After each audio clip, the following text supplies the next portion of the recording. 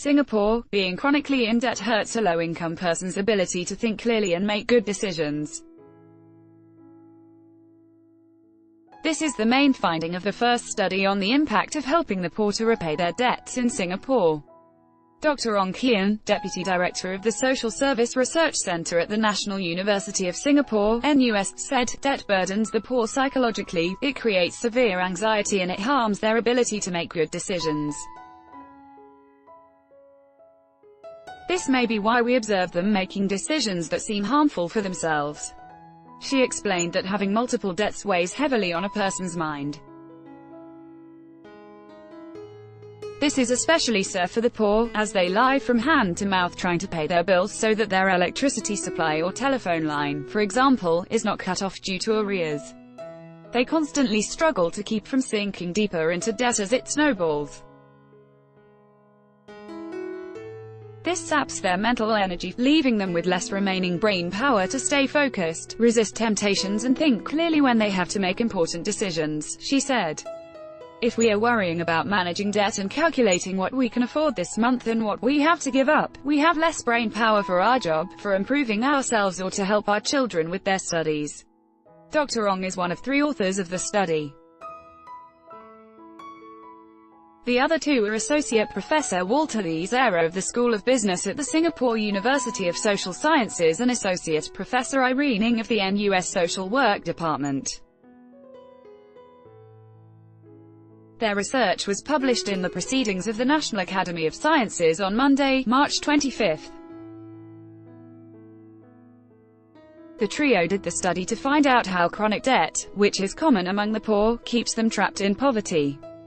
Many people assume that bad behavior, such as laziness, a lack of self-control and irresponsibility, leads to poverty, Dr. Ong said.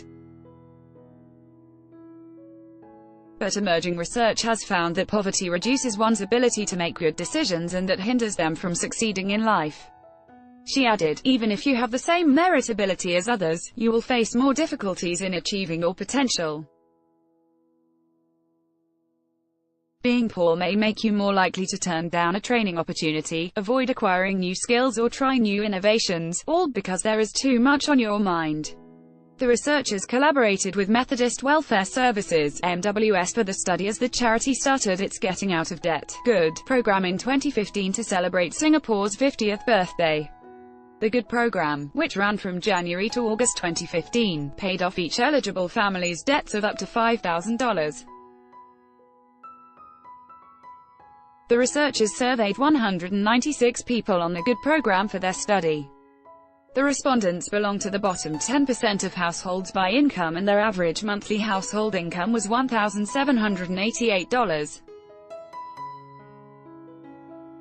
Most of them have debts, often for housing, telephone and utility bills, amounting to 3 or 4 months of their salaries on average. To measure decision-making capabilities, the respondents are asked questions that measure their preferences in making decisions involving risk and patience that are widely used in economics and psychology research, Dr. Ong said. The study comes at a time when the widening income inequality and declining social mobility have dominated the national discourse in the past year, and the government has signaled its commitment to tackling these issues. The researchers noted that while much help is given to the poor, the aid schemes demand that the poor must exhaust their finances first or show proof that they are really in financial trouble before they can receive help. But the team pointed out that it is more fruitful to extend aid to the poor at an earlier stage so they do not fall into chronic debt, which affects their ability to make good decisions and keeps them trapped in poverty.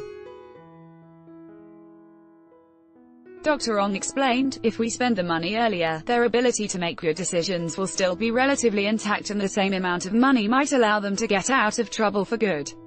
For single mother Fatima Asmandi, 45, debt sapped the life out of her. She has 4 children, aged between 7 and 16, and is divorced from her husband, who is in jail for drug offenses.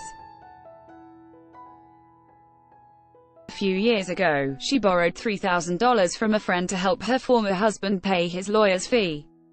The friend charged her interest and the debt snowballed to about $5,000. On top of that, she had utilities, telephone and housing arrears of close to $1,000.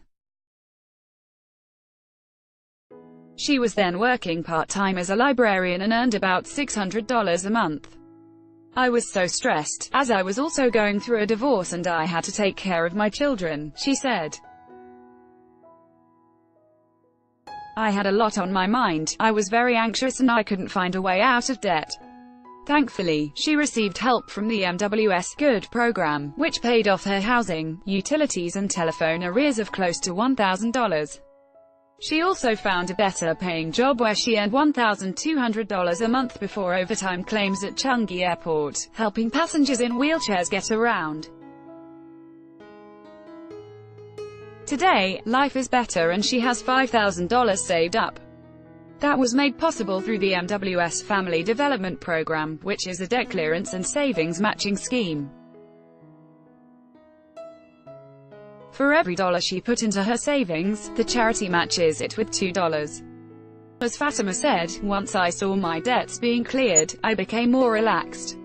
Now I can laugh. I can also think better of what to do for my future. Without the MWS help, I would be stuck in debt forever.